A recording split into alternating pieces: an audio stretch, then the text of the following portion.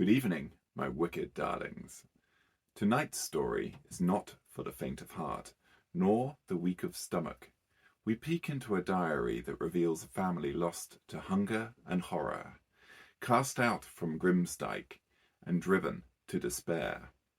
A tale where innocence festers into madness, and the only escape from hunger is through sin.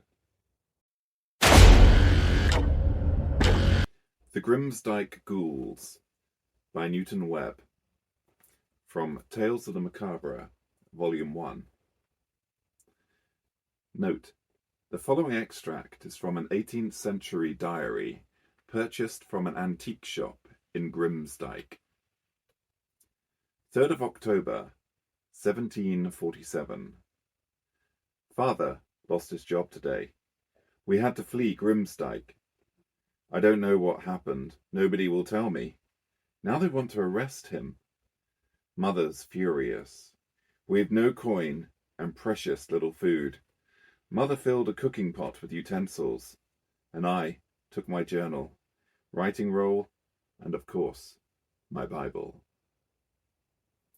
4th of October, 1747.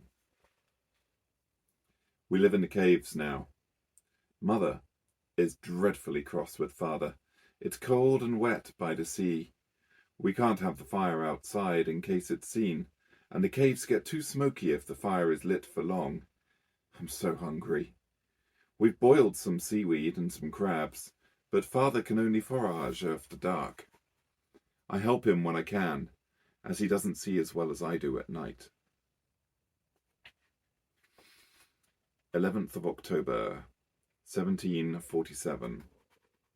I was out last night, foraging as usual, when a fisherman found me as he walked home across the beach. He was awfully kind, but Father was scared he might have told others where we were, so he hit him with a rock. When I started to cry, I was slapped. We have to be quiet. I helped Father carry the body back to the cave. Mother and Father are arguing now about what to do with him. They don't have the tools to bury him. I'm reading the Bible now by the light of the fire. It's my only solace. I'm so hungry. Mother has come to an agreement. It's nauseating to even write it. She is butchering the corpse, heaven help us. It smells so good on the fire. I hate myself for even feeling temptation. Satan stalks us, I'm sure, and is pleased as we tumble ever closer to his embrace. I will not join him. 12th of October, 1747. Mother and Father have stopped arguing now and have become inseparable.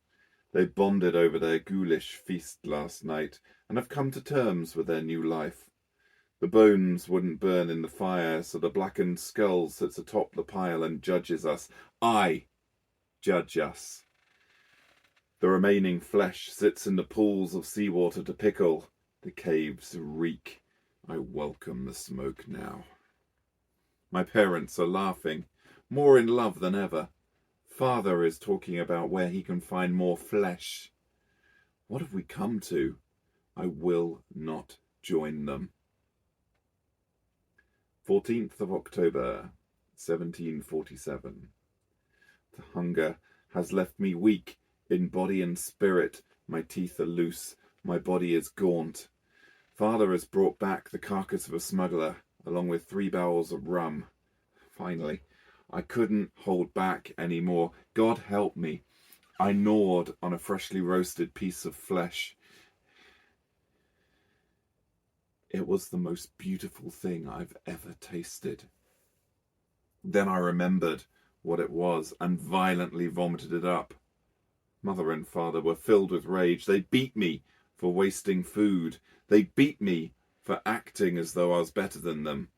But I am better than them, because I can still resist the devil's temptation. I know now what I must do for the sake of our immortal souls. They're asleep, I apologized profusely. God forgive my deceit. I congratulated them on their cleverness.